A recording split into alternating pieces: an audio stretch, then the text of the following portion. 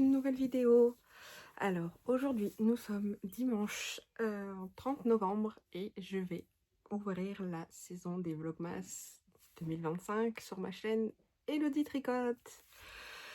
Alors cette vidéo sera une petite présentation et un petit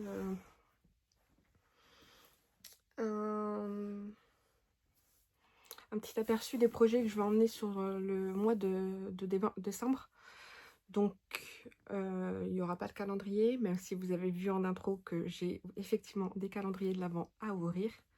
C'est la première fois, c'est la première année où j'ai acheté des calendriers de l'Avent, donc j'en ai acheté deux. Le premier était le calendrier Mon Petit Rêve et le deuxième a été le calendrier de l'année Chaudron que j'ai réussi à avoir en septembre quand elle a refait une vente de calendrier. Donc petite présentation d'abord pour ceux qui arriveraient sur cette chaîne là pendant les vlogmas. Moi c'est Elodie, j'ai 35 ans, je suis mariée, j'ai 3 enfants. Donc j'ai une grande fille de 6 ans et des jumeaux de 2 ans et demi bientôt. Actuellement je suis maman à la maison, on va dire. Que dire de plus? Je tricote depuis bientôt 7-8 ans, je crois. J'ai commencé à tricoter, j'ai appris à tricoter avant de tomber enceinte. J'ai pas accroché au début. Enfin, je trouvais ça compliqué, j'aimais pas du tout, j'y arrivais pas. Et au final, après, j'ai repris quand je suis tombée enceinte, donc il y a 7 ans. Et par contre, c'est devenu une obsession, on va dire, mais une obsession saine, hein. Le tricot est un loisir créatif assez sain, on va dire.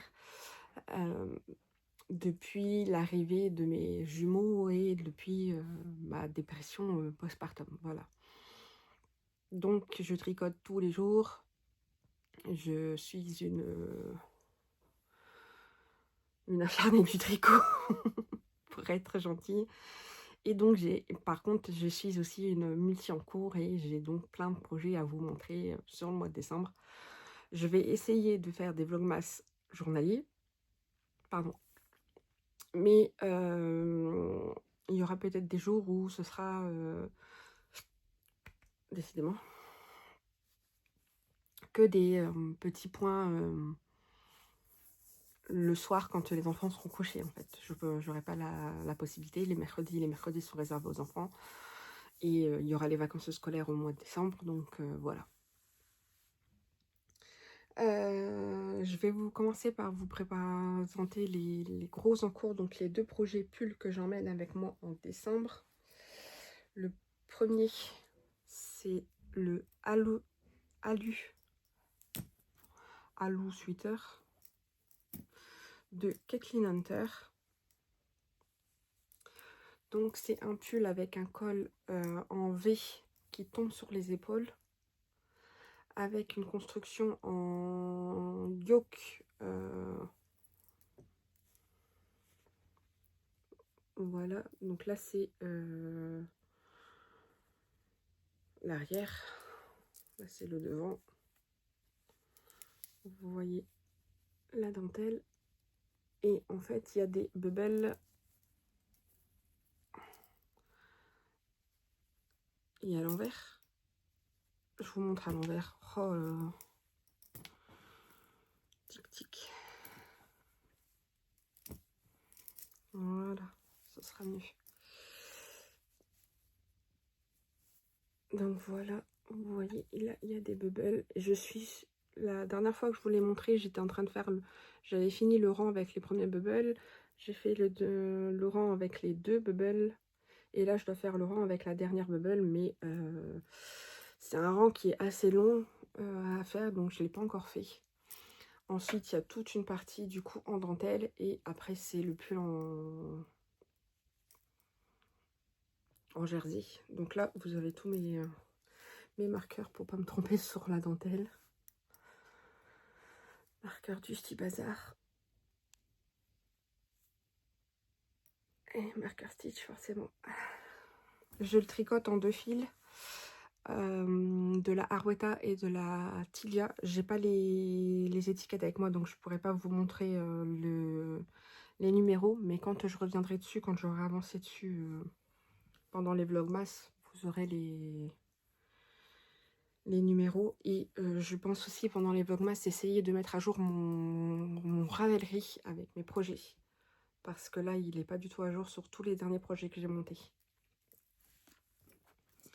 parce que j'ai eu une folie des Caston au mois d'octobre, et donc du coup il y avait pas mal de choses. Alors j'ai eu une folie Caston, mais j'ai eu aussi une folie Castoff, donc ça s'équilibre. Le deuxième gros pull que j'ai monté tout récemment, c'est le Ingrid Sweater de Petite Knit.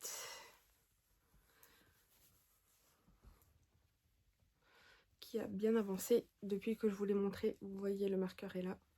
J'ai tricoté toute la partie en point de blé. J'ai fait la séparation et je dois faire ce motif là de croisillon 2 fois. Alors ce gros pull, je le tricote en bergère de France. Pareil, j'ai pas du tout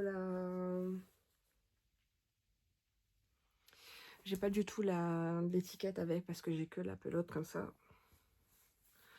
Ça c'est un pull que j'ai monté sur un coup de tête pour utiliser la laine que j'avais eue par ma marraine. On commence par monter le dos, on tricote en aller-retour jusque voilà le bas de la manchure. Ensuite on remonlève un demi devant qu'on tricote jusqu'ici. Non, jusque là, on fait pareil, on tricote jusque là, on rejoint, on tricote jusqu'à la fin de ce motif là pour rejoindre au même niveau le dos. Et là du coup on refait, donc j'ai refait le point de blé, j'ai fait la partie séparation avec les trous qui est la même que là en fait. Donc là je dois faire les croisillons et ensuite je refais les côtes et ensuite le corps sera fini. Il faudra juste relever le col. Le col c'est un col qui remonte assez haut et je pense pas le faire. Il est en 2 parties je crois, en code 2-2 et ensuite en code 1-1, et je crois que je vais faire que la partie code 2-2 pour dire d'avoir un col qui reste assez dégagé. Et une fois que ça sera fait, je pourrai faire les manches. J'ai énormément de fil à rentrer parce que c'est de la grosse laine, mais les pelotes partent très vite. Donc ça, c'est un peu moins cool. Voilà les deux. Non, c'est pas les deux. Il n'y en a pas que deux. Il y a un troisième.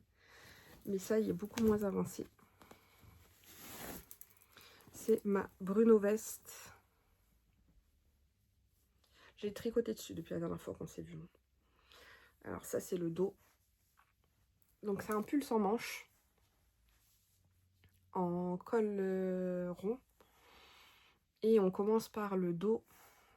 Donc vous voyez la différence. Donc c'est comme ça. Ça va être le dos. Et on tricote, tricote, tricote jusque très bas parce que les emmanchures sont assez basses. Et il me reste 5 ou 6 allers-retours à faire avant de commencer les augmentations pour l'emmanchure. Ça, je le tricote dans le coloris. J'ai l'étiquette de Inès Green, coloris rose. Dans sa base, 75% Merino Superwash, 25% nylon.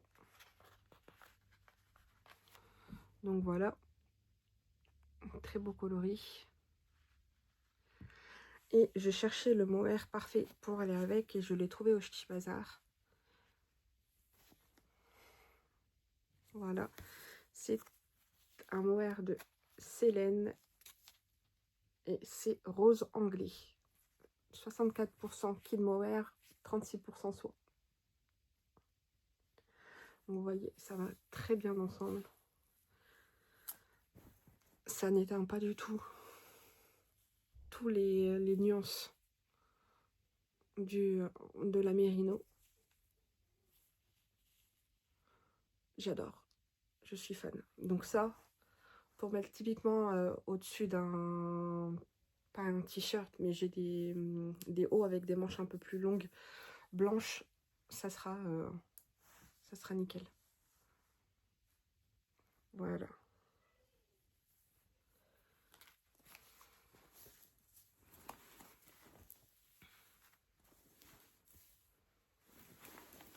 Donc ça, c'est les 3 projets pulls que je fais et j'espère en terminer un. Le Ingrid Sweater, ce serait cool parce qu'il est déjà bien avancé sur le corps. Mais bon, je ne me mets pas de pression sur le mois de décembre parce que l'année dernière, je m'étais mis une pression et j'ai pas réussi, mais c'était pas de ma faute, j'ai pas réussi parce qu'il me manquait de la laine. Et sur le projet où il me manquait de la laine, c'était sur mes chaussettes Cup of Hot Cocoa Sock de Charlotte Stone. J'ai une chaussette, je savais qu'il me manquait de la laine, donc j'avais déjà fait le talon en contrastant, mais sur la deuxième chaussette, je suis arrivée ici et je n'avais plus de marron. J'ai acheté de la laine marron récemment, donc je vais pouvoir finir la deuxième. Je sais juste pas où je l'ai mis, donc j'ai pris celle qui était terminée pour vous montrer.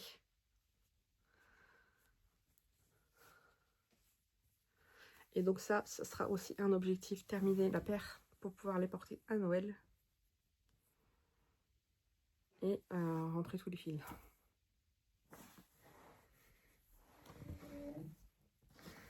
Un autre petit projet que j'ai commencé,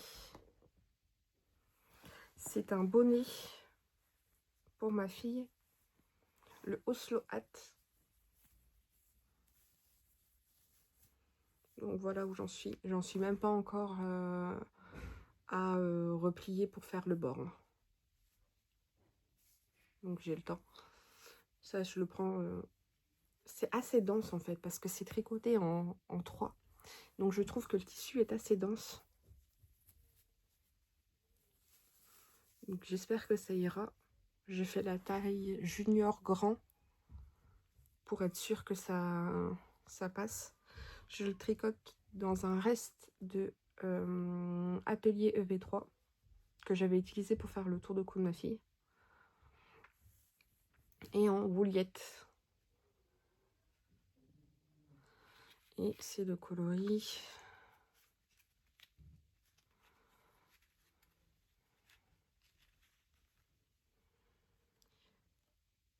Virginia.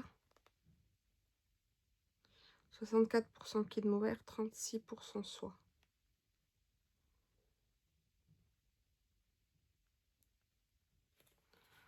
Voilà. Donc petit projet.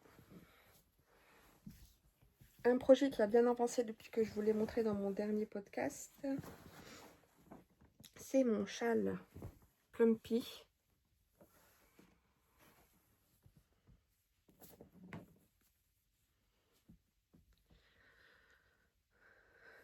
Donc je pense que je vous l'avais montré. J'avais fini la première partie de...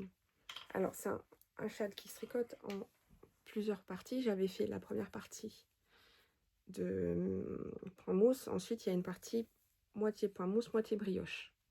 J'avais fini cette partie-là. Et j'étais en train de commencer la partie point mousse. Donc là j'ai fini la partie point mousse avec ma deuxième couleur. Première couleur, mon petit rêve. Deuxième couleur qui est mélangée là et qui est dans la brioche. Vous voyez du coup de l'autre côté. On la voit bien, le rose. Et de ce côté-là, c'est le blanc. C'est la Charlie Popette.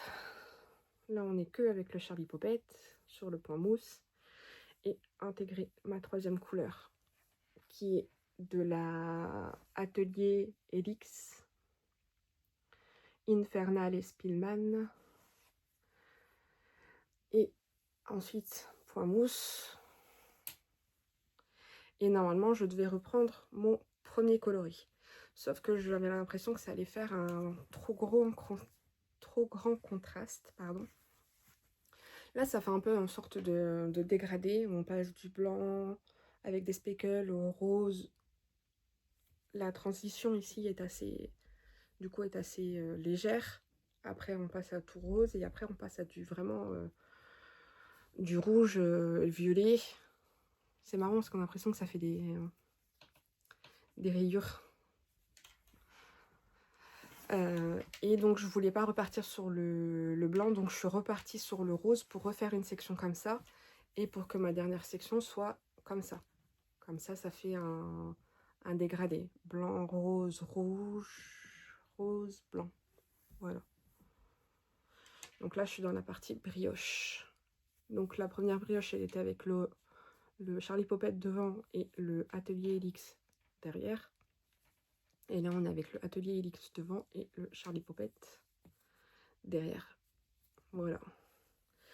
Vous voyez que la partie brioche est beaucoup plus grande.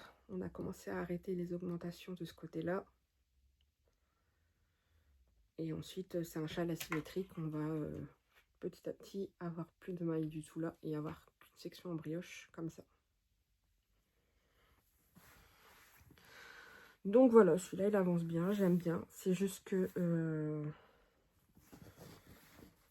c'est pas que les rangs sont longs, mais j'ai besoin d'avoir le patron sous les yeux. Et donc, du coup, je peux pas faire vraiment... Je peux pas utiliser ma tablette pour regarder une série ou une vidéo YouTube en même temps. C'est trop embêtant, en fait. Donc, j'ai repris un vieux en cours. Mon projet des vacances 2025 de cet été, qui est dans mon petit pochon Stitch. Et il s'agit de mon...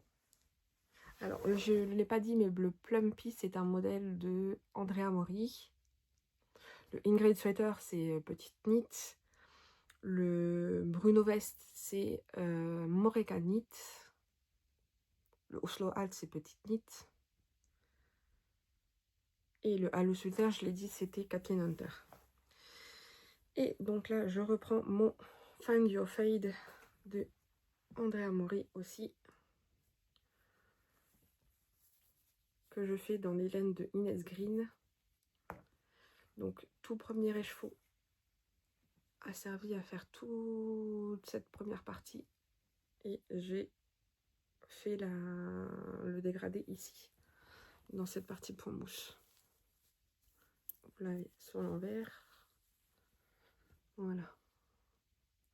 Donc c'est léger. Hein.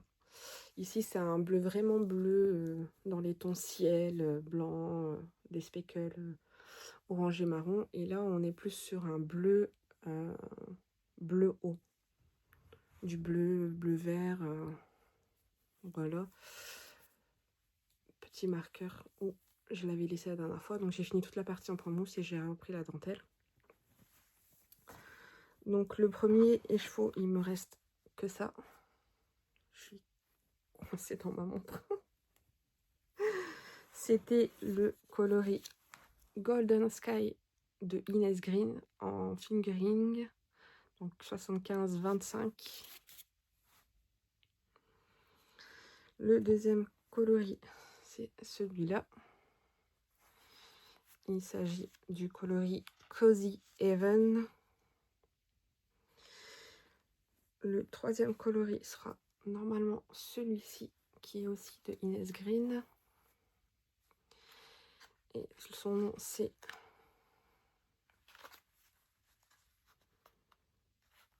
Blue Whisper.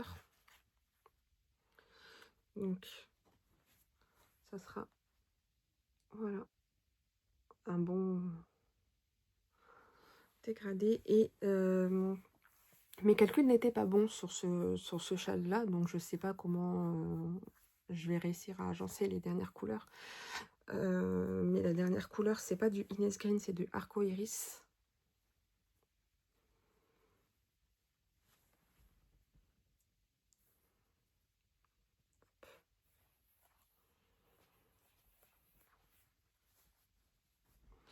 Alors, je sais pas si ça va aller, mais... Ou alors je le mets avant. Qu'est-ce que vous en pensez? Est-ce que je mets comme ça? Ou est-ce que je mets comme ça?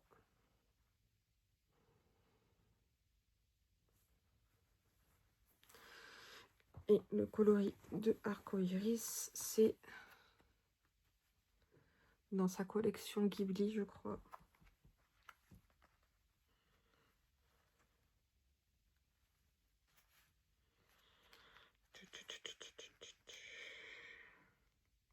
Jadis. Non, c'est pas dans sa collection Ghibli. J'en ai vu un dans sa collection Ghibli, mais j'ai pas pris celui-là. Jadis. Voilà.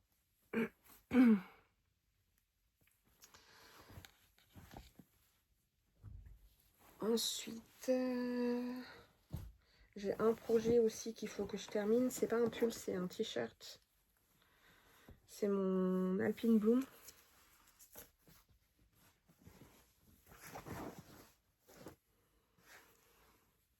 Qui a très peu avancé depuis que je vous l'ai montré dans le vlog. Podcast. Ouais.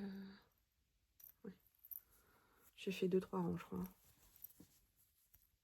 2 rangs. Voilà. Donc le coloris principal c'est de la Atelier Helix. Et après ça c'est un montant que j'ai acheté chez Une Tasse de Filet et d'Aiguille. Le coloris principal c'est Maple Leaf de Atelier Helix. Et donc ça c'est le... Il y a plein de cheveux dessus. Le Alpine Bloom de Kathleen Hunter. Voilà. J'en suis ça sous emmanchure. Si j'arrive à me motiver à tricoter du jersey en rond, peut-être qu'il avancera. Hop. Voilà pour la partie tricot. Il y avait aussi les achats du Style Bazar que je vous avais pas montré. Donc le coloris Célène, je vous l'ai montré.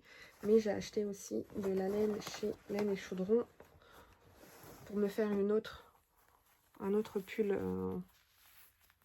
sans manches. Donc j'ai pris son coloris Wingardium Leviosa dans sa base 100% Mérino. Donc c'est la base Mandragore.